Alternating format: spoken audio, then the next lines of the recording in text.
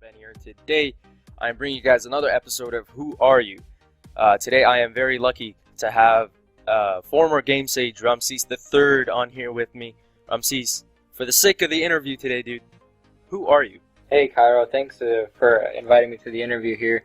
And basically, the community knows me really well as a Game Sage, or as a former Game Sage, but I'm actually a very old AVA player. I've been playing for 4 years total, and I've been a Game Sage for nearly 2 years. How would you rate Aeria's Game Sage team as a whole? The Game Sage team as a whole is really good. The members themselves have they're very capable and they're very knowledgeable. They know what they're doing as far as the game goes. The unfortunate thing is that, they're not given that much power. Their opinions aren't really, taken into consideration the way that they should be and the way that they used to be taken. When the team was under the previous GMs, our opinions were really, really heralded, and we actually made multiple changes to the game itself.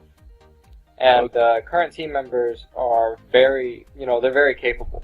Okay, so with the introduction of new game masters, the Game Sage's team kind of deteriorated in terms of power, and you guys didn't have much say. Does this reflect on what you guys can do for the community as well? Basically, it reflects how we can present ourselves in front of the community. We're basically no longer allowed to present ourselves in front of the community as friends. Basically, what they want is they want to give us, they want to have professionalism. They want us to be as if we were Aeria employees. And if you're an employee of a company, you have to do what the company tells you to do, no matter what. Whereas if you're a volunteer, you do what you feel is best, and you have your own reasons to volunteer. Now, with the new system, the previous reasons that I had, the previous reasons that some of the other Game Sages that left had, those reasons were kind of smashed, and we were basically told that we are the subordinates, and we have to conform to what we are being told to do, pretty much. So, I'm gonna steer the conversation back onto this for a second. So the hot topic is, why have you been dismissed from the GS team? Now I'm gonna ask you to answer this in the most vague way possible to keep it professional. Go ahead. Well, basically, I was dismissed from the GS team.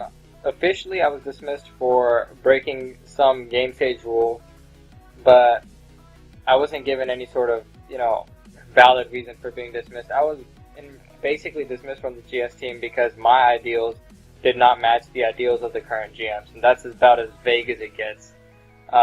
My mentality was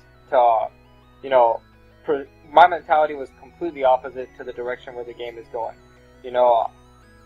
Me being an old school player, I saw where the game was at its height.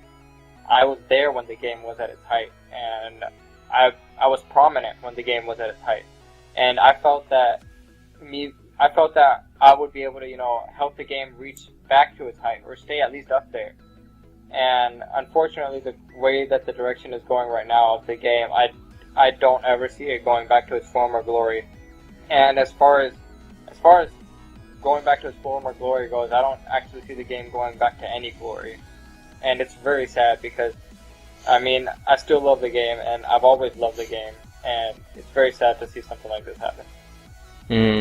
Okay. So, there have been several rumors going around about the GS structure, this new Game Sage structure that Scrat keeps on, coming back to. Without giving anything away, what are your thoughts on the matter?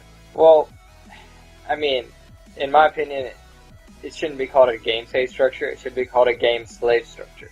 Because once the structure is officially released,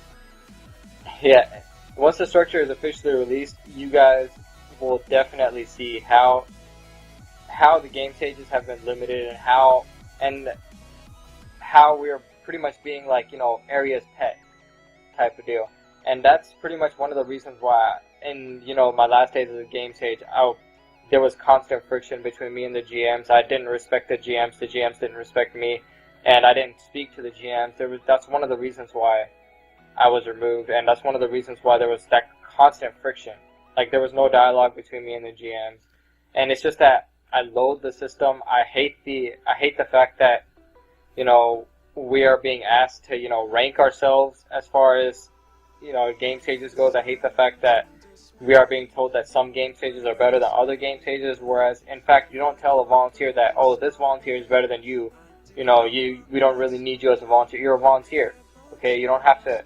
You're not supposed to be ranked. You're supposed to be doing something that you like, and you're supposed to be doing it how you like to do it. Now, if a volunteer is being told to do something in a specific way, that's not volunteering anymore. That's being employed, and I didn't want to be employed. Okay.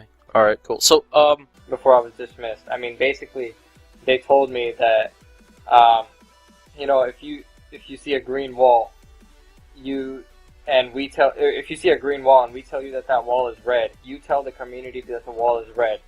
You don't tell the community that the wall is green, and that doesn't you know, work with me. That doesn't work with the way that that doesn't work with the way that I respect the community. That doesn't work with the way the community respects me. doesn't go with your morals. And it's basically. not that hard. Yeah, it doesn't go with my morals. And I mean, it's not easy to get the respect from the community that I've gotten. I mean, I'm an extremely prominent member of the community, and I didn't get there by lying and being two-faced. I got there with true intentions and stuff. Okay.